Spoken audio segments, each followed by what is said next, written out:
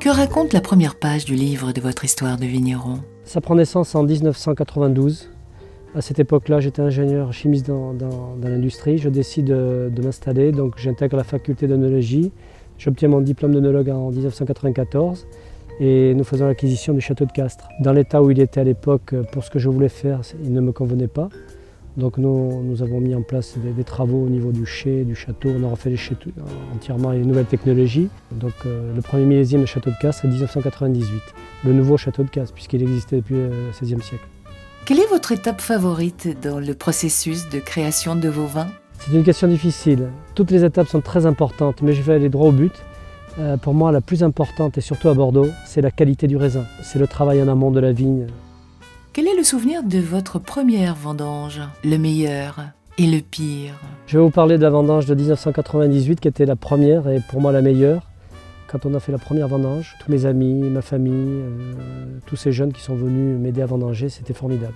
De plus, on a été reconnus de suite dès la première vendange parce que les journaux, les magazines, les concours à l'étranger nous ont donné des médailles d'or de suite. Et la pire, ça fait ma 16e vendange, je ne vais pas vous parler de pire parce que jusqu'à aujourd'hui, nous n'avons eu aucun problème. Nous essayons toujours d'anticiper, de nous mettre dans les meilleures conditions pour arriver à avoir des bonnes vendanges. Quel est le secret de votre art de faire votre vin de Bordeaux? À une époque de ma vie, j'ai pris la responsabilité d'une entreprise de vente de bouchons de liège en France. Nous avons découvert à cette époque-là que les goûts de bouchon pouvaient venir d'ailleurs que du bouchon. Et donc, quand nous avons refait les charpentes du château de Castres, nous avons fait le nécessaire pour refaire toutes les charpentes avec du bois non traité pour éviter de capter ces goûts de bouchon. Quelle est l'histoire de votre étiquette? Aujourd'hui, les Européens et les Français notamment, on essaie d'avoir des étiquettes très modernes, simplifiées. Mais le reste du monde n'en veut pas de ça. Ce qu'ils aiment chez nous, c'est nos châteaux, notre ancienneté, notre culture. L'étiquette du château de Castres essaie de représenter ce qu'est réellement le château de Castres, donc une propriété, une bâtisse qui date du XVIe siècle, une étiquette traditionnelle et bien dans son époque.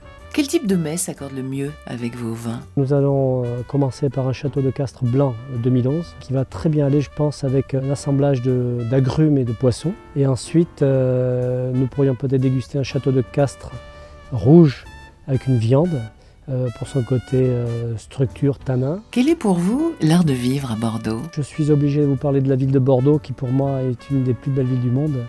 Tous les vignobles autour de Bordeaux, dans un endroit préservé avec nos châteaux, nos vignes, nos parcs. Un endroit sincèrement que je ne serais pas prêt d'échanger contre rien au monde.